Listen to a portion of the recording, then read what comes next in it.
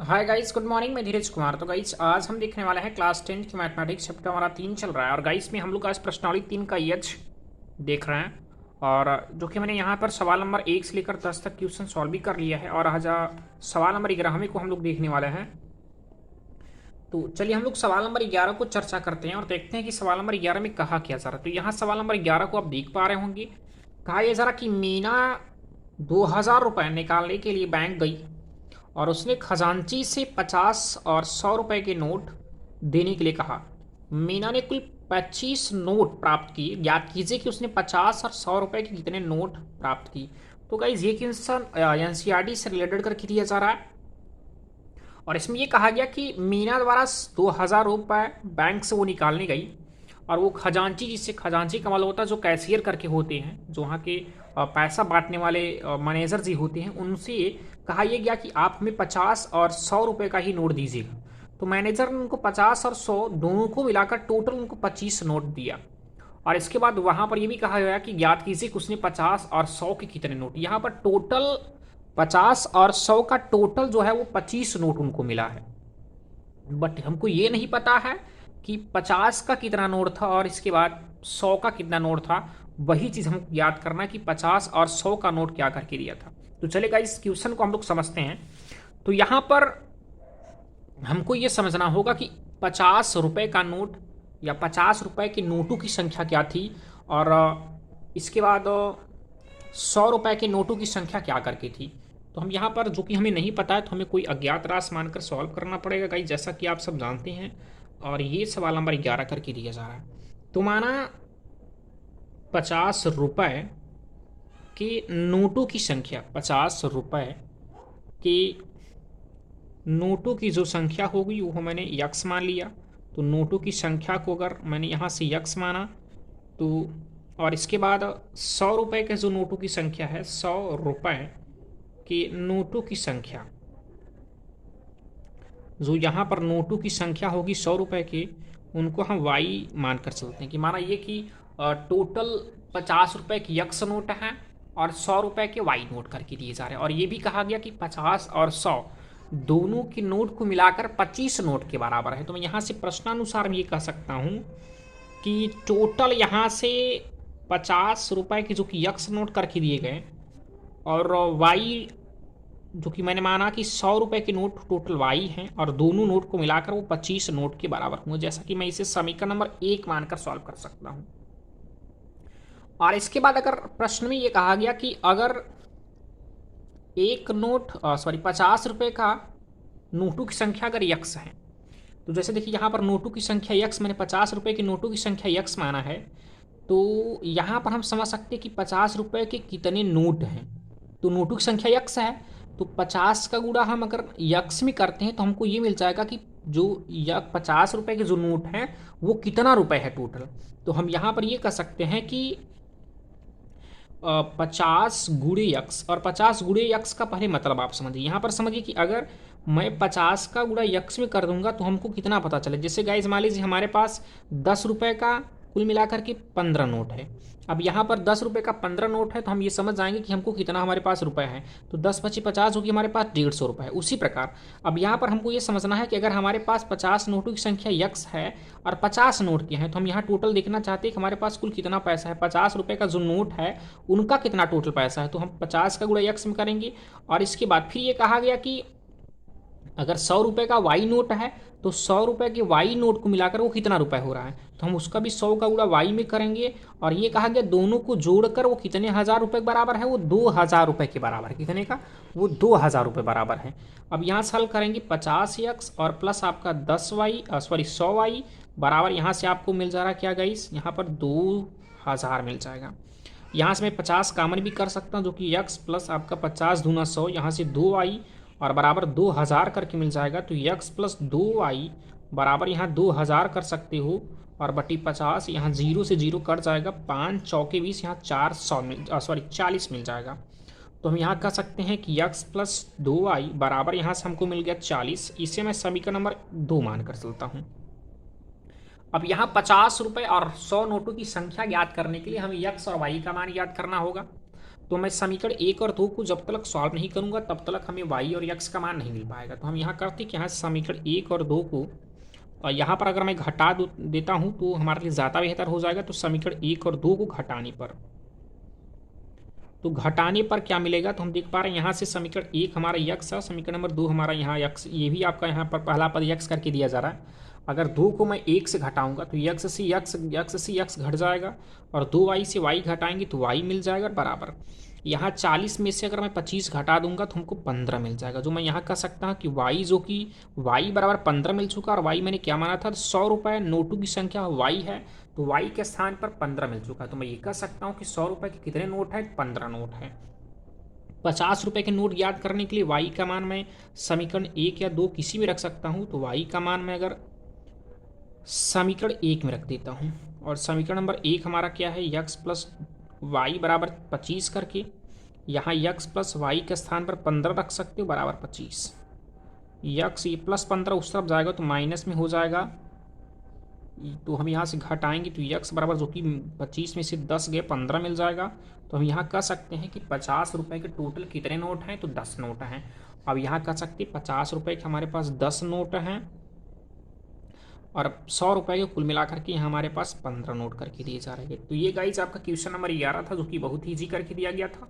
अब सवाल नंबर हम लोग 12 पे चर्चा करने वाले हैं, जो कि सवाल नंबर 12 में क्या कहा जा रहा है उसको हम लोग पढ़ते हैं और इसकी बात समझते हैं। तो देखिए यहाँ पर सवाल नंबर 12 में ये कहा जा रहा है कि एक छात्रावास, मतलब छात्र का वास का मतलब होता है निवास करना, जहाँ छात्र निवास करते हैं, इस प्रकार से आप इसे हॉस्टल का नाम दे सकते हैं। कि एक छात्रावास के मासिक यानी महीने का जो व्यय अर्थात खर्च का एक भाग नियत है। एक भाग नियत का मतलब मान लीजिए कि एक भाग नियत का मतलब यह है कि वो महीने में कुछ वो पैसा कुछ इतना खर्च करते हैं कि वो हर महीने खर्च होता है। जैसे पहले महीने में जो खर्च करते हैं वो दूसरे महीने में खर्च हो रहा है, वही तीसरे महीने में खर्च हो रहा है। मतलब उनका एक महीने का कुछ जो व्यय हो रहा है, उनका जो पैसा खर्च हो रहा है वो नियत है।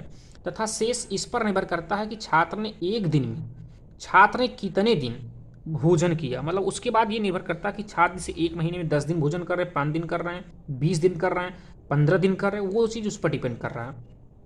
कहा जा रहा जबकि एक विद्यार्थी ए को जो 20 दिन में भोजन करता है तो 1000 रुपये अदा करता है, यानी छात्रावास के व्यय के लिए 1000 रुपये अदा करना पड़ता है।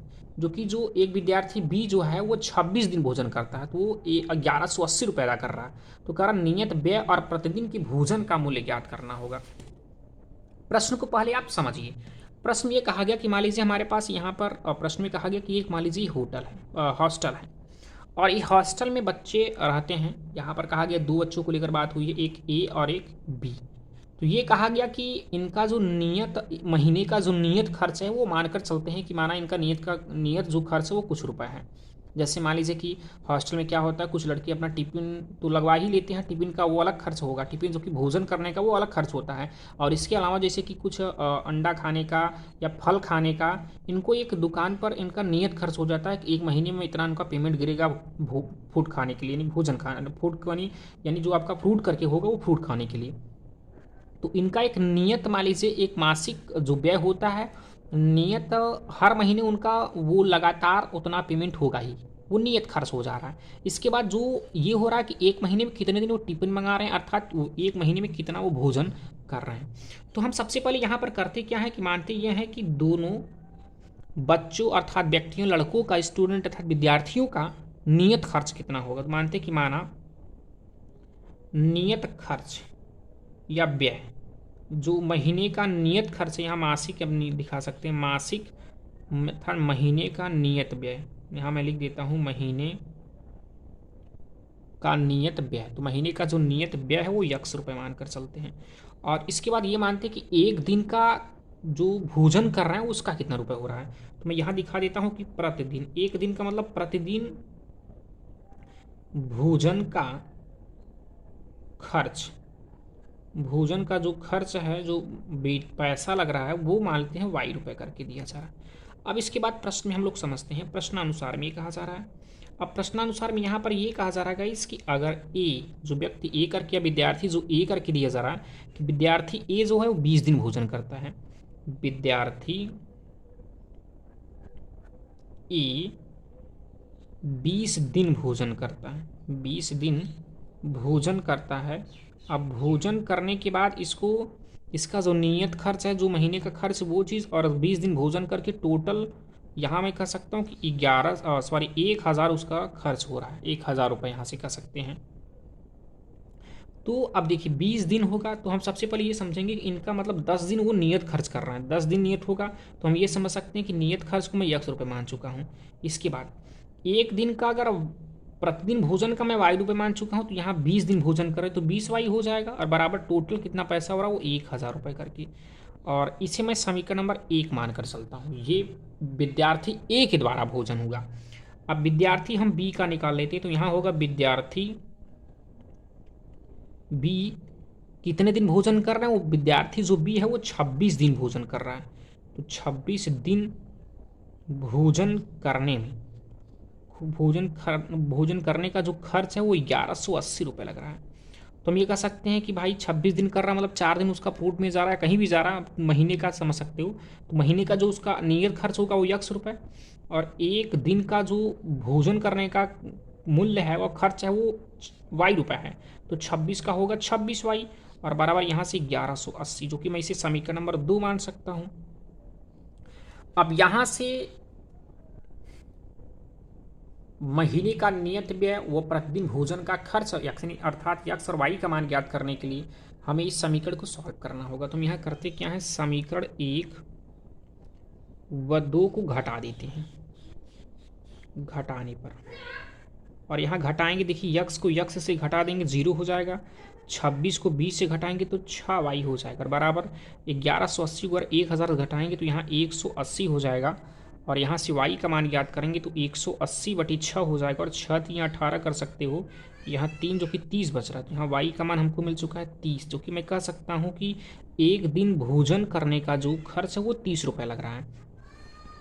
यक्स का भी मान याद कर लीजिए, तो यक्स का मान याद करेंगे तो अब y का मान समीकरण 1 में रख देते हैं। समीकरण 1 में रखने पर समीकरण 1 है यक्स प्लस 20y और बराबर 1000 करके, तो यक्स प्लस 20 गुड़े यहाँ वाई करके दिया, ज़रा वाई का मान 30 आपने ज्ञात किया, और बराबर यहाँ 1000 कर सकते हो। अब यक्स प्लस 30 का गुड़ा हम 20 में करेंगे, 2 3 6 यानी 600 हो जा रहा है, बराबर यहाँ से 1000, और यक्स ये प्लस जो 600 पक्षांतर करेंगे तो माइनस हो जाएगा, तो यहाँ से हम घटा सकते हैं, तो यक्स बराबर हमको मिला क्या 400 कर सकते हो। यानी जो नियत खर्च है वो है आपका कितना, एक महीने का जो नियत खर्च है वो 400 रुपये लग रहा है, और एक दिन का अर्थात प्रतिदिन का जो भोजन का खर्च है वो कितना मिल रहा है 30 रुपये करके। तो ये गाइस मैंने क्वेश्चन नंबर देखा कौन सा 12वें, और 12वें क्वेश्चन में जो कि हम यहाँ से कह सकते हो कि नियत जो एक महीने का नियत जो उनका खर्चा था वो था आपका यक्स के स्थान पर 400 रुपये, और उसके बाद मैं कह सकता हूँ कि इनका जो एक दिन का जो प्रतिदिन का खर्च था, भोजन का खर्च था, वो कितना मिला आपको 30 रुपये। तो मैं लिख सकता हूँ चूंकि एक महीने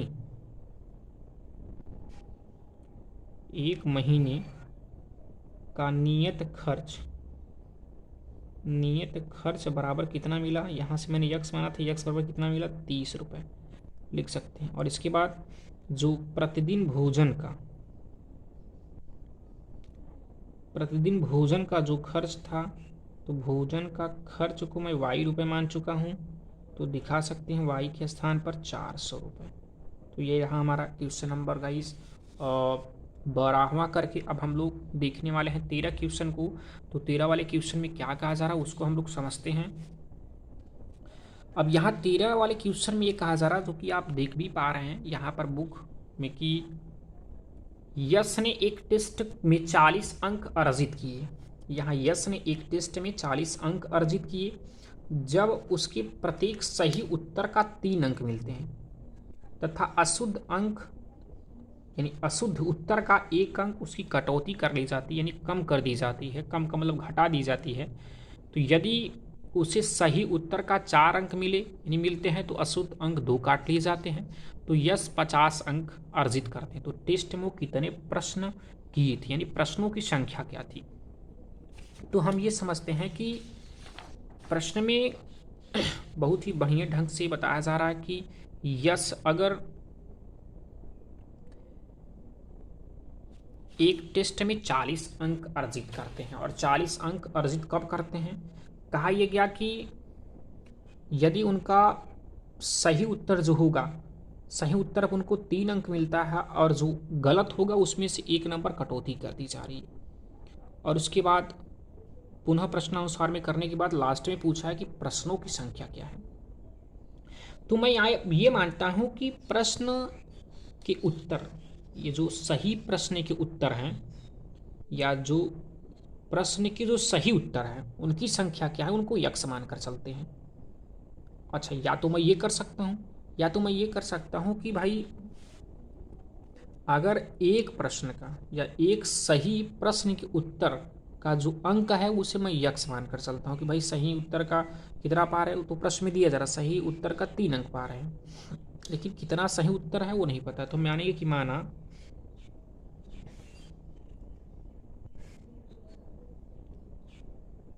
प्रश्न के सही उत्तर की संख्या, प्रश्न की सही उत्तर की संख्या कितना है, यक्ष मानिए।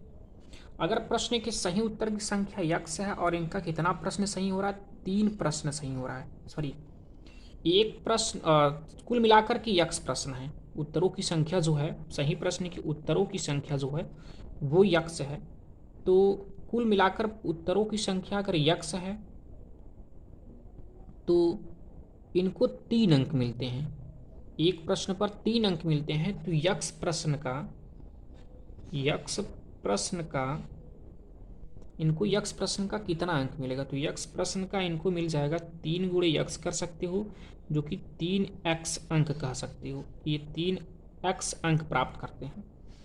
और इसी प्रकार में प्रश्न के जो गलत उत्तर हैं, यानी प्रश्न की जो गलत अर्थात अशुद्ध उत्तर की संख्या वो क्या होगी, तो प्रश्न की हम गलत लिख सकते हैं, अशुद्ध लिख सकते हैं कि गलत उत्तरों की संख्या, गलत उत्तरों की जो संख्या है उसे हम मानकर चलते हैं y।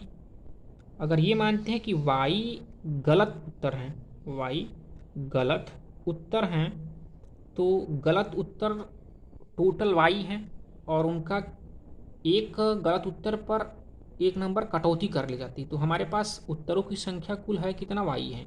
तो अगर हम निकालेंगे तो यहाँ हो जाएगा y गुणे 1 बराबर मैं लिख सकता हूँ y।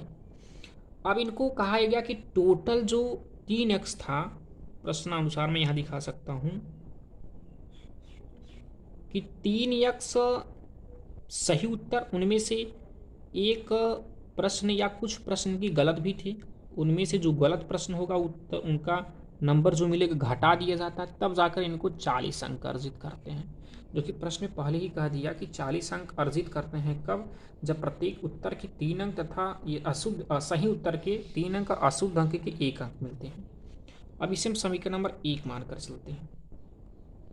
फिर इसके बाद अगर प्रश्न के सही उत्तरों की संख्या यक्ष माना है, तो हमें यहाँ पर फिर प्रश्न में कहा जा रहा है कि अगर 4 अंक उनको मिलते हैं, तो हमने कहा कि अगर हमारे पास टोटल जो प्रश्न सही उत्तर हैं उनकी संख्या यक्ष है, यानी यक्ष अगर उत्तरों की संख्या है, यक्ष जो है वो उत्तरों की संख्या है कि कुल मिलाकर हमारे यक्ष उत्तर या प्रश्न के उत्तर हैं, तो 1 अंक का या कुल यक्ष हमारे पास अंक हैं और 1 अंक का, एक उत्तर का हमें 4 अंक मिल रहा है, तो गुणा करेंगे तो हमें यहाँ से 4x हो जाएगा, 4x अंक करके दिखा सकते हो।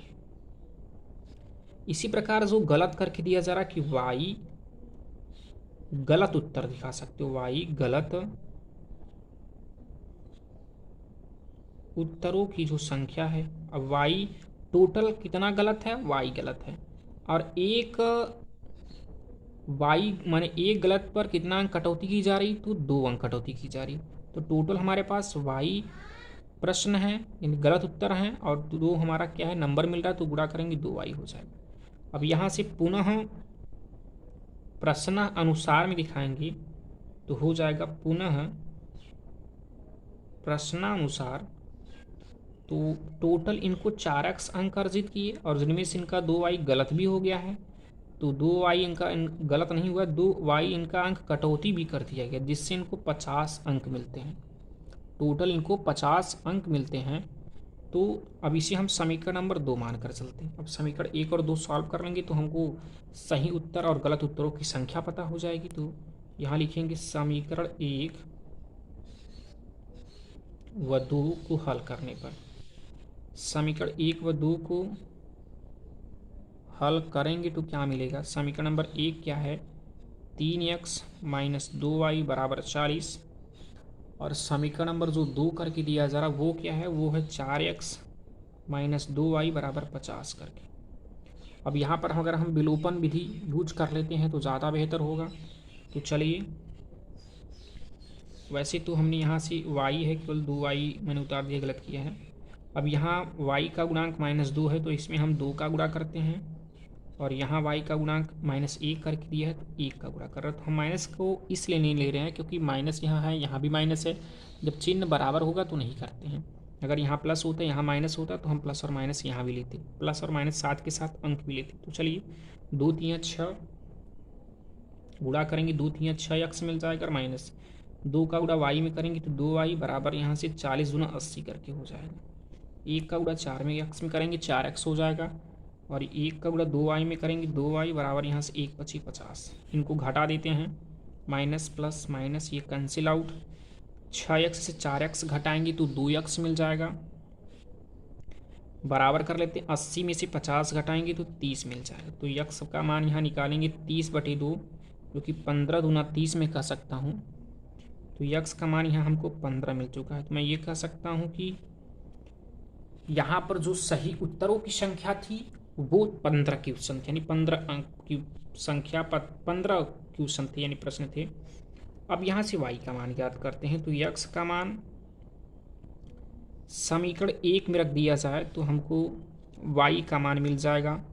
तो समीकरण 1 हमारा है 3x माइनस वाई बराबर 40। 3 कर लेते हैं x का स्थान पर 15 और माइनस वाई बराबर यहाँ से 40 कर लेंगे।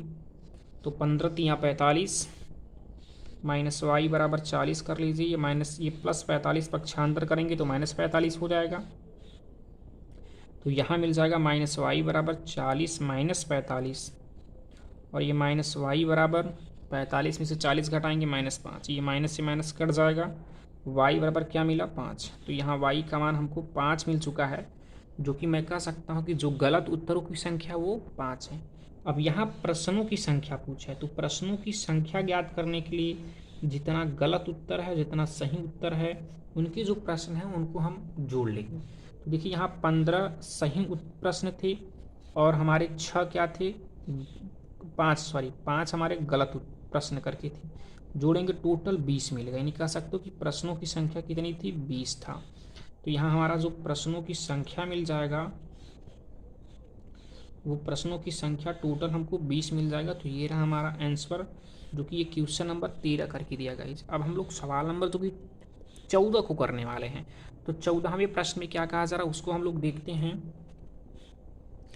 14 वाले क्वेश्चन में कहा जा रहा है कि एक राजमार्ग पर 2 स्थान ए और बी 100 किलोमीटर की दूरी पर हैं। एक कार ए तथा दूसरी कार बी एक ही समय चलना प्रारंभ करती है। यदि ये कारें भिन्न भिन्न चालों से एक ही दिशा में चलती हैं तो 5 घंटे पश्चात मिलती हैं। भिन्न एक ही दिशा में चल रही तो 5 घंटे पश्चात मिलती हैं। दोनों कारों की चाल ज्ञात कीजिए। तो गाइस ये 14वां जो क्वेश्चन करके दिया जा रहा है, ये पूरा क्वेश्चन इसमें नहीं दिया गया है। कुछ इसमें से क्वेश्चन आपके कुछ स्टेप काट दिए गए हैं, और वो चीज़ आपके डॉक्टर मनोहर वाले राइटर के नई वाले बुक में आपको टोटल मिलेगा। यहाँ पर 1 घंटे बाद वो चीज़ नहीं दिया कि 1 घंटे बाद ये कहेगा कि प्रश्न में क्या कटा हुआ। प्रश्न में ये कटा हुआ है कि यदि वो एक दूसरे की ओर चलते हैं, अर्थात एक दूसरे की विपरीत दिशा में चलते हैं, तो वो 1 घंटे बाद पहुँचते हैं। तो 1 घंटे बाद पहुँचते हैं, यही चीज़ काट कर प्रश्न में यहाँ पर कटा हुआ है।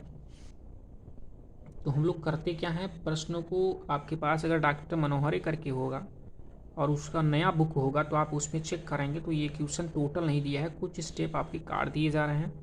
तो चलिए, लेकिन क्वेश्चन मैं आपको बता ही दे रहा हूँ क्योंकि मुझे क्वेश्चन याद है कि क्वेश्चन में क्या कहा जा रहा है। तो पहले हम ये लोग समझते हैं कि 5 घंटे, यहाँ तक पहले क्वेश्चन को सॉल्व कर लेते हैं। फिर कहा गया कि दोनों कारों की चाल ज्ञात करनी। तो दोनों कारों की चाल ज्ञात करने के लिए हम समझना होगा कि प्रश्न में क्या कहा जा रहा है, कैसे हमको करना होगा। तो चलिए समझते हैं यहाँ पर। अब प्रश्न में ये कहा गया कि दो स्थान ए और बी करके एक राजमार्ग पर स्थान ए और बी करके है और 100 किलोमीटर की दूरी पर है। ये माना यहाँ ए स्थान, यहाँ बी स्थान है और ये 100 किलोमीटर की दूरी पर स्थित, यानी स्थान जो आपका ए और बी करके दिया जा रहा है। एक स्थान यहाँ, एक स्थान यहाँ पर ए कार है, यहाँ पर बी कार है। ये कार जब इस दिशा में चलती है और ये भी इस दिशा में, क्योंकि एक ही दिशा में चलती, तो कहा जा रहा है 100 किलोमीटर दूरी तय भी कर रही हैं। ये बीच आप ना समझिए, क्योंकि ये भी जब इस दिशा में चलती, ये भी जब इस दिशा में चलती हैं, तो टोटल दोनों कार द्वारा 100 किलोमीटर दूरी तय की जा रही है। तो 100 किलोमीटर दूरी तय की जाएगी, वो ठीक है, लेकिन हमको ये समझना है कि कार जो ए है और कार जो बी करके दिया जा रहा है, उन दोनों की टोटल चाल क्या है। तो कार ए और कार बी की जब हम चाल ज्ञात कर लेते हैं, तो यहाँ पर हम लोग समय भी याद कर लेंगे, क्योंकि हमें दूरी तो पता है। तो हम करेंगे क्या, माना कार ए की चाल, तो कार ए की जो चाल होगी उसे हम मानते हैं कि x किलोमीटर प्रति घंटा की चाल से कार ए चल रहा है, और कार जो बी करके दिया जा रहा है उसकी जो चाल है, उसकी चाल को हम मानते हैं कि वो y किलोमीटर प्रति घंटा की चाल से चल रहा है। यदि ए कार जो है वो x किलोमीटर प्रति घंटा से चल रहा है और y किलोमीटर प्रति घंटा की चाल से कार बी चल रहा है। अब ये कहा गया कि अगर ये दोनों एक ही डायरेक्शन अर्थात एक ही दिशा में चलती हैं, तो ये 100 किलोमीटर दूरी तय करती हैं। और ये भी कहा गया कि 100 किलोमीटर दूरी तय करती हैं टोटल, और ये 5 घंटे बाद मिलती हैं। तो अगर समय का मान 5 घंटा दिया जा रहा है, तो हम ये समझ सकते हैं कि इनके लिए भी 5 घंटा, इनके लिए 5 घंटा। तो हम कार ए की, यहाँ पर कार ए द्वारा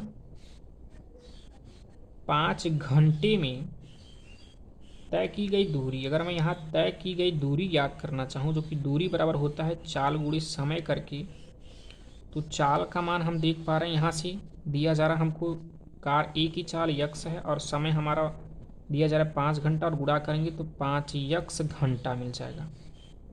इसी प्रकार कार बी का भी हम निकाल सकते हैं कि कार बी द्वारा 5 घंटे में तय की गई दूरी, तो तय की गई दूरी जो होगा वो हो जाएगा वही सूत्र चाल गुणे समय करके। तो यहाँ से समय हमारा 5 ही घंटा होगा और चाल हमारा हो जाएगा y, जो कि मैं मान चुका हूँ। यहाँ से गुणा करेंगे तो 5y, और यहाँ से y करके दिया जा रहा है, तो 5y घंटा करके हो जा रहा है।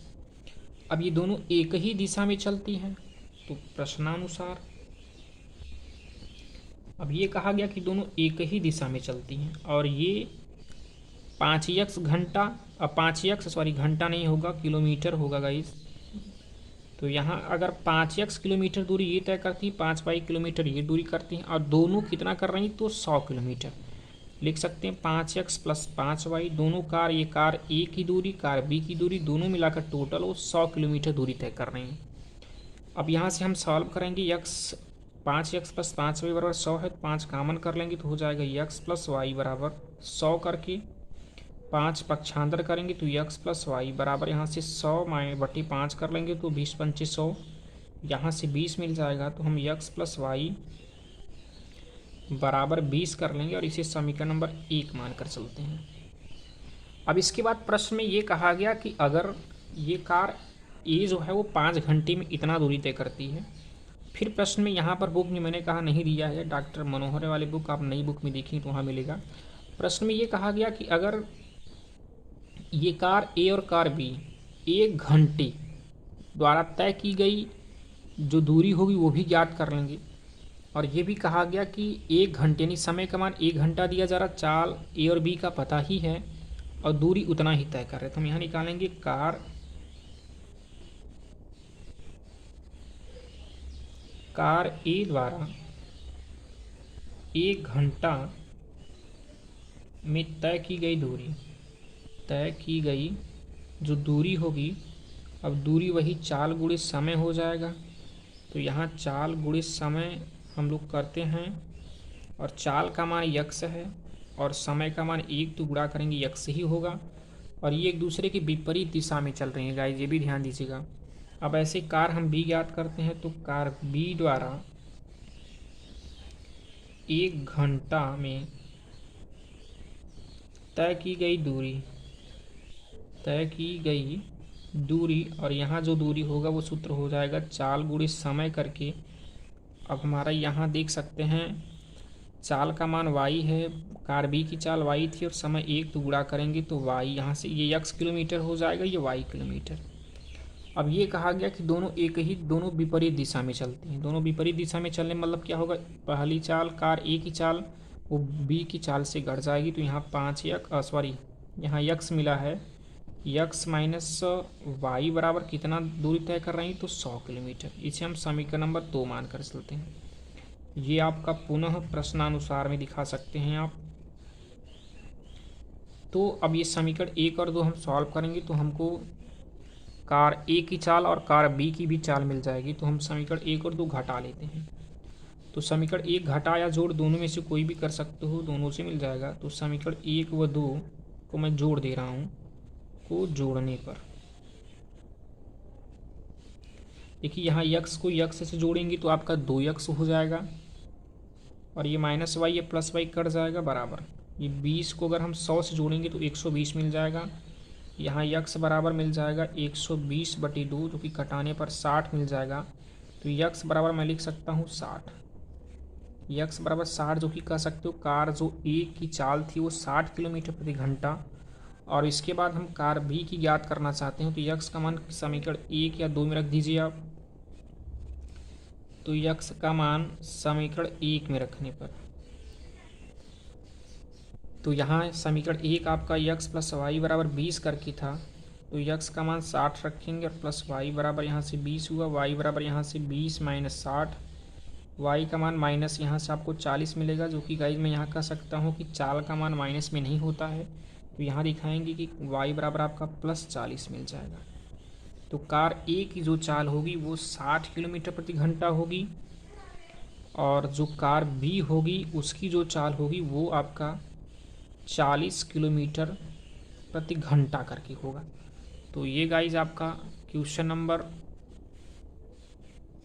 देखिए यहाँ से मैंने 60 किलोमीटर प्रति घंटा कार ए की चाल और कार बी की चाल 40 किलोमीटर प्रति घंटा दिखा दिया है। तो ये रहा क्वेश्चन नंबर आपका 14। अब हम क्वेश्चन नंबर 15 को लेकर बात करने वाले हैं। 15 वाले क्वेश्चन में कहा क्या जा रहा है कि गाइज उसको हम लोग देखते हैं। तो यहाँ पर इस क्वेश्चन में ये कहा जा रहा है कि 2 महिला एवं 5 पुरुष किसी कसीदे का मतलब होता है कंपनी, समझ सकते हो कि 2 महिला और 5 पुरुष एक कसीदे में काम को साथ साथ 4 दिन में पूरा कर सकते हैं, जबकि 3 महिलाएं एवं 6 पुरुष उसी काम को 3 दिन में पूरा कर सकते हैं। तो याद कीजिए कि इसी कार्य को एक महिला अकेले दिन में कितने दिन करेगी और एक पुरुष कितने दिन में करेगा। तो चलिए इस प्रश्न को हम लोग समझते हैं। अब कहा इसमें ये गया गाइस कि किसी कंपनी की बात को लेकर के, कि माना ये कोई कंपनी है और उस कंपनी में मानते हैं कि माना यहाँ पर हम लिखेंगे कि जैसे मान लीजिए हमारे पास एक कंपनी है, उस कंपनी में यदि 2 महिलाएं और 5 पुरुष उस काम को, जो भी वहाँ पर काम है कंपनी में, उस काम को करते हैं तो वो टोटल 4 दिन में पूरा कर लेते हैं। तो हमको ये समझना है कि एक महिला उस काम को अगर अकेले करे तो कितने दिन में कर पाएगी। और इसके बाद प्रश्न में ये भी पूछा गया कि अगर एक पुरुष उस काम को 1 दिन में करना चाहे तो वो कितने दिन में कर लेगा। तो यहाँ पर ये मानेंगे कि माना एक महिला द्वारा एक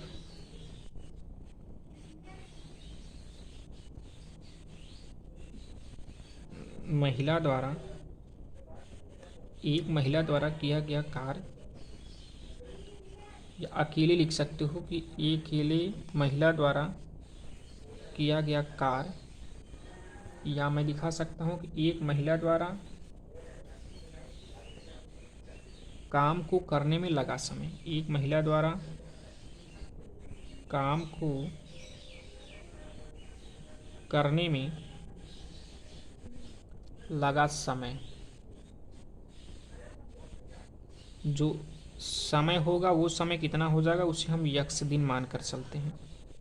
यदि महिला एक काम को जब करेगी, अभी तो महिला किसी काम को कर रही तो यक्ष दिन में कर रही है, अगर वो एक काम को करी तो वो कितने दिन में करेगी।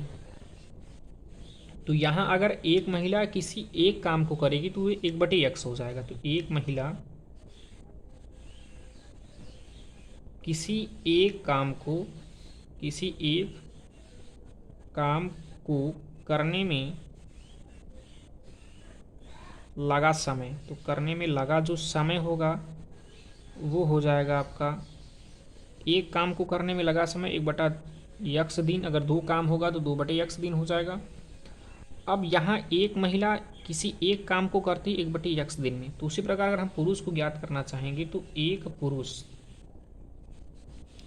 उस कार्य को या उस काम को करने में लगा समय, करने में जो लगा समय होगा उनके भी समय को हम एक अज्ञात राशि मानकर चलते हैं कि y दिन में।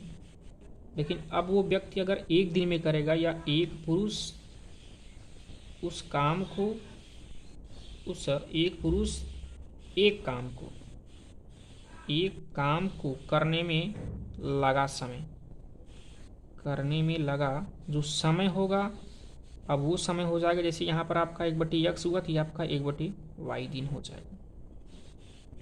अब हमको ये समझना होगा प्रश्नानुसार कि अगर 2 महिला अगर काम करेंगी, जैसा कि एक महिला द्वारा 1/x दिन में की जा रही है, तो अगर 2 महिला द्वारा कितना दिन में होगा, तो 2 महिला द्वारा एक काम को करने में लगा समय, एक काम को करने में लगा जो समय होगा वो हम क्या करेंगे, एक काम को कर रहा है तो 1/x दिन में, तब 2 काम को करेगा तो 2/x हो जाता है। लेकिन 2 महिलाएं कर रही हैं, एक महिला 1/x दिन में 2 महिला करेगी तो हो जाएगा आपका 2 का गुणा कर लेंगे तो हो जाएगा 2/x दिन। अब इसी प्रकार एक पुरुष अगर 1/y दिन में कर रहा है तो यहाँ पर कितने पुरुष करके दिए जा रहे हैं, तो 5 पुरुष। तो अगर हम 5 पुरुष का ज्ञात करना चाहते हैं कि 5 पुरुष द्वारा एक काम को करने में लगा समय, करने में लगा जो समय होगा वो हो जाएगा 1/y था, उड़ा कर दीजिए 5 का तो 5/y दिन हो जाएगा। अब यहाँ पर टोटल दोनों मिलकर जब काम करते हैं तो 4 दिन में करते हैं, तो हम यहाँ कर सकते हैं दोनों मिलकर करते हैं। इसका मतलब ये होगा कि इसका 2/x 2 महिला और 5 पुरुष करते हैं तो हो जाएगा 1/4 दिन। किसी एक काम को कर रहे हैं इसलिए 1/4 दिन हो जा रहा है। इसे समीकरण नंबर 1 मान लीजिए। अब आप अगर पुनः प्रश्नानुसार में देखेंगे तो पुनः ये कहा जा रहा है कि, तो इसमें यहाँ पर फिर ये कहा गया कि यदि 3 महिला और 6 पुरुष, तो ये देखिए 2 महिला आपका 2/x था, तो जो 3 महिला होंगी 3 महिलाओं का क्या हो जाएगा, तो यहाँ हम दिखा सकते हैं कि 3 महिलाओं द्वारा एक काम को करने में लगा समय, अब यहाँ पर जो समय होगा वो हो जाएगा 3/x। अब 6 पुरुष का हम निकालना चाहते हैं तो 6 पुरुष द्वारा एक काम को करने में लगा समय, एक काम को करने में लगा समय जो होगा उसका जो समय हो जाएगा वो क्या होगा, तो हम दिखा सकते हैं कि एक पुरुष द्वारा 1/y दिन में था, 5 पुरुष का 5/y, तो 6 पुरुष का 6/y। अब ये दोनों मिल करके यानी 3/x और प्लस 6/y, ये टोटल कितने दिन में कर रहे हैं, तो 3 ही दिन में। तो एक काम को कर रहे हैं इसलिए 1/3। अब इसे हम समीकरण नंबर 3 मानकर चलते हैं, सॉरी समीकरण नंबर 2 मान लिया गया। समीकरण अब 1 और 2 सॉल्व कर लेते हैं। 1 और 2 जब हल करेंगे समीकरण 1 और 2 से, समीकरण 1 क्या है, यहाँ 2/x प्लस 5/y बराबर 1/4, यहाँ 3/x प्लस आपका 6/y बराबर 1/3 हो जा रहा है। अब यहाँ पर हम करेंगे समीकरण 1 2 सॉल्व करेंगे। सॉल्व करने के लिए हम विलोपन विधि यूज कर ले रहे हैं। तो जैसा कि देख पा रहे हैं आप, यहाँ पर 1/x का गुणांक 2 है, 1/3 का 1/x गुणांक यहाँ 3 है। तो 3 का गुणा इसमें, 2 का गुणा इसमें कर लेते हैं। तो गुणा करने पर क्या हमको मिल जाएगा? तो यहाँ गुणा करने पर देखिए 2 3 6, 6/x और प्लस 3 5 15/y बराबर 3 का गुणा 1 करेंगे, 3 1 का 3, यहाँ 4 हो जाएगा। और यहाँ से पुनः करेंगे 2 3 6/x और प्लस 6 दूनी 12, 12/y बराबर 2 1 का 2, 2/3 घटा देते हैं। ये देखिए 6/x कट जाएगा, बचेगा 15/y में से अगर 12/y घटा देंगे तो 15 में से 12 गया आपका 3, तो 3/y बच जाएगा बराबर, यहाँ 3/4 को 2/3 से घटाएंगे तो 3/4 माइनस 2/3, तो यहाँ 3/y कर लेते हैं बराबर 4 3 12 एलसीएम हो जाएगा, 3 3 9 और माइनस 4 दूनी 8 कर लीजिए। यहाँ देखिए 3 का एलसीएम 12, 3 3 9 और 4 दूनी 8, तो यहाँ से मिल जाएगा हमको 3/y बराबर 9 में से आप 1 घटाएंगे, 8 घटाएंगे तो 1 मिल जाएगा और /12, यहाँ y1 का y और 12 3 36, जो कि मैं कह सकता हूँ कि अगर एक पुरुष अकेले करना चाहे तो उस काम को 36 दिन में पूरा करता है। कितने दिन में? 36 दिन में पूरा करेगा। अब यहाँ से हम y का मान मिल चुका है, x का मान याद करना चाहते हो तो y का मान समीकरण आप 1 या 2 किसी में रख दीजिए। तो समीकरण 1 में रखते हैं, तो समीकरण 1 हमारा क्या है? 2/x प्लस 5/y और बराबर यहाँ से 1/4।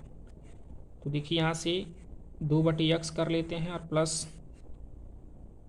5/y, तो 5/y, y का मान 36 से 36 कर लेंगे बराबर 1/4।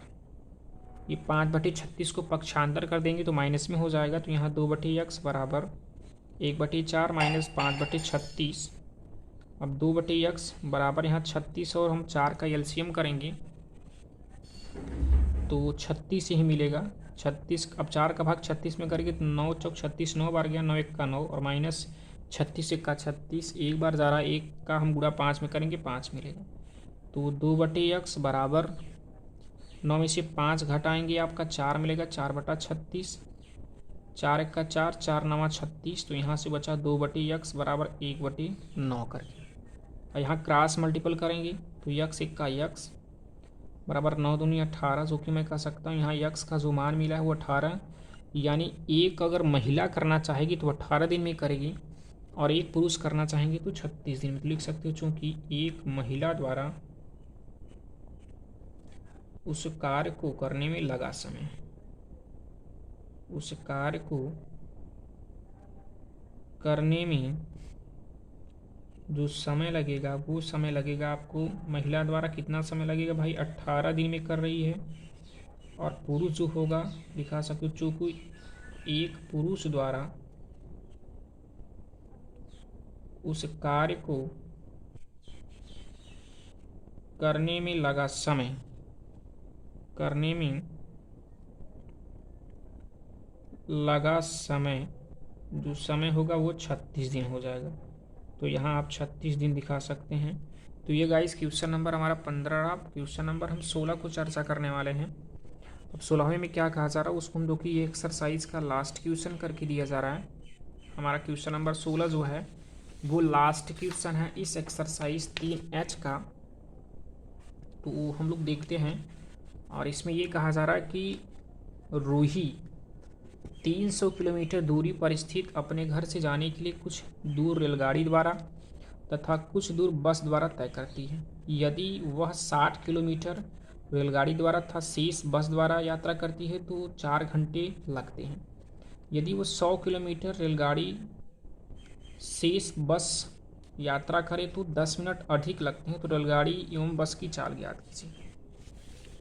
तो देखिए प्रश्न में ये कहा गया कि जैसे हम लोग ये मानते हैं कि ये रूही का घर है, मैं इसे पॉइंट ये मानता हूँ ये रूही का घर है, और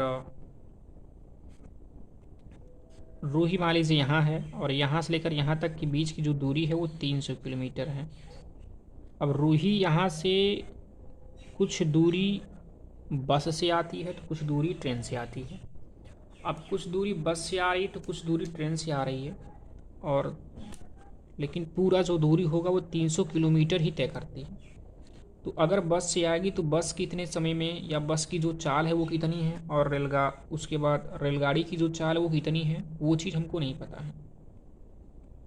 तो हम यहाँ पर ये सबसे पहले करते हैं कि माना रेलगाड़ी की जो चाल है उसको यक्स किलोमीटर प्रति घंटा मानकर चलते हैं। तो रेलगाड़ी की जो चाल है उसको मानते हैं कि यक्स किलोमीटर प्रति घंटा। और जो बस की चाल होगी, बस की चाल को हम लोग मानकर चलते हैं वाई किलोमीटर प्रति घंटा।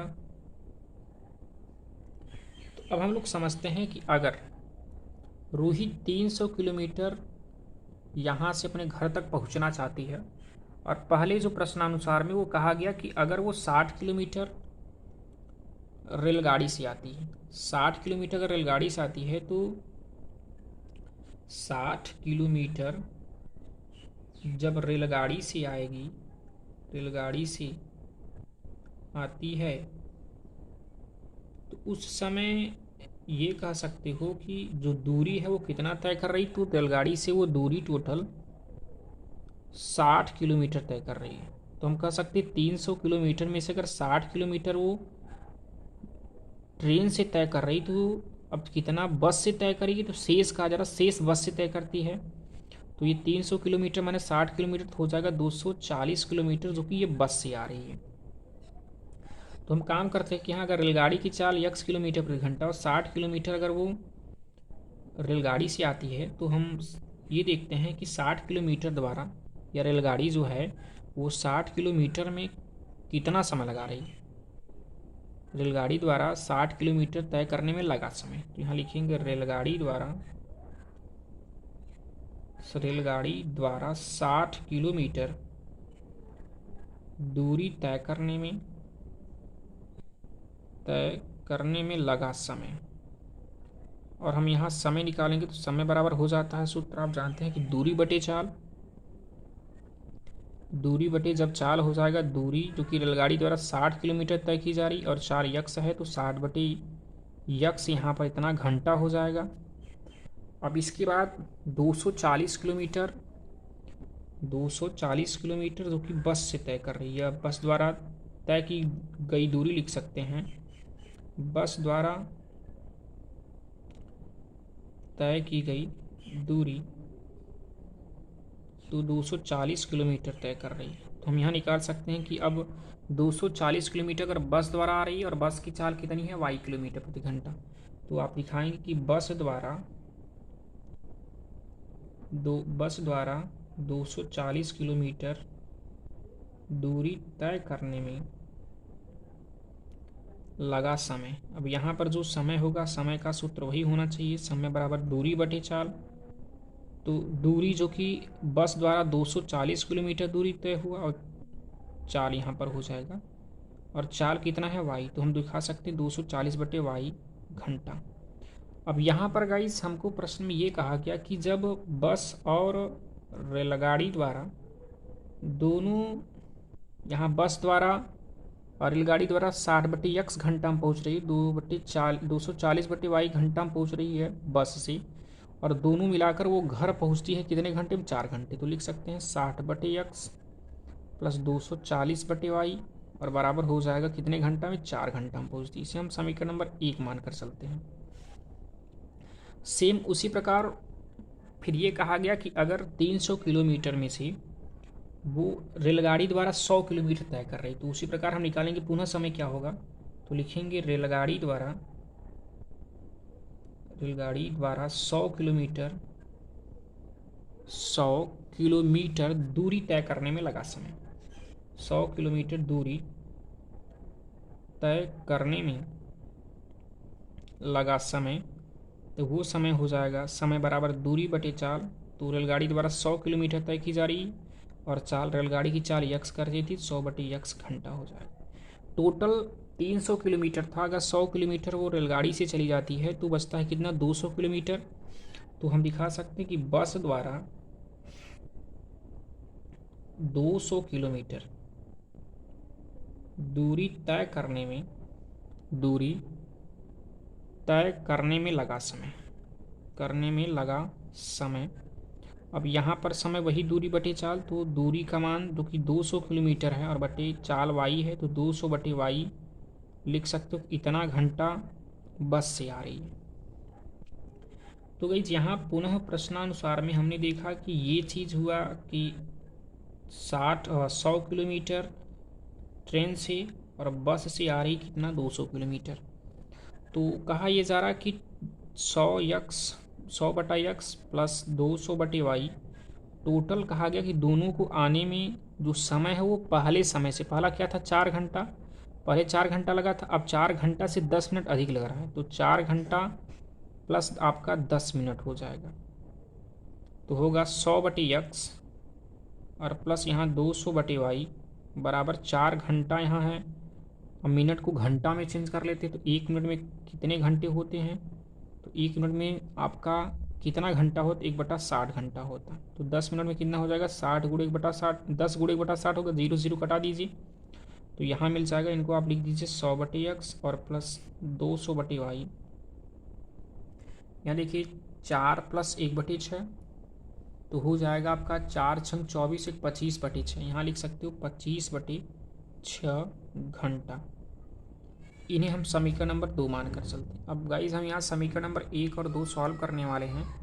तो जैसा कि समीकरण नंबर 1 और 2 को हम विलोपन विधि से सॉल्व करेंगे, तो समीकरण नंबर 1 व 2 से समीकरण नंबर 1 क्या है 60 बटे एक्स 240 बटे वाई बराबर 4, और इसके बाद यहाँ हो जाएगा आपका दूसरा समीकरण है 100 बटे एक्स प्लस 200 बटे वाई बराबर यहाँ 25/6।